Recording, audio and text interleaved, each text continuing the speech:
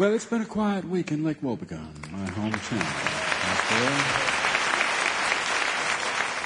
Oh, they've had some beautiful weather. It's been so warm and sunny and just gorgeous. The beginning of spring out there. A lot of people have been out doing a little yard work the last couple of weeks. It's gotten up into the 60s.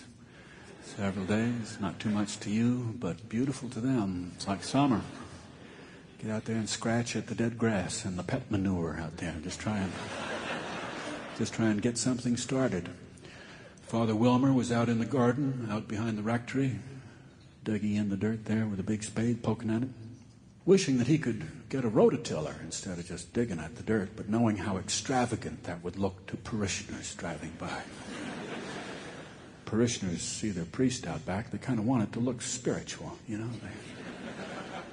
They want it to look biblical. See him with a hoe there, poking at the dirt like the apostles did in the New Testament. And it probably is more spiritual, too. Father Wilmer's sister, Wynette, she has a boy, a big tall boy with long, long hair. She's been trying to get him to cut, and he won't do it. And the other day he said he was thinking about getting a car. She said, how can you get a car? You don't have a job to pay for it. He said, well, I was thinking of borrowing the money from you.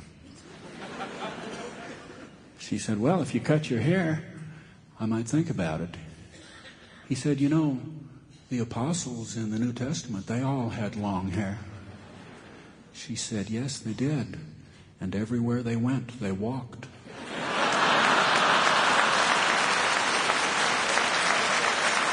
And it's probably more spiritual.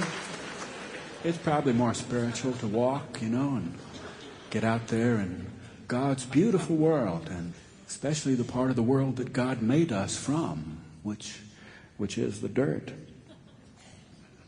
Mr. Berge is up in the cemetery decorating his father's grave, and there in the midst of where his family is buried under a tree, there on their graves he found a beautiful crop of morel mushrooms all up there. Sample complete. Ready to continue?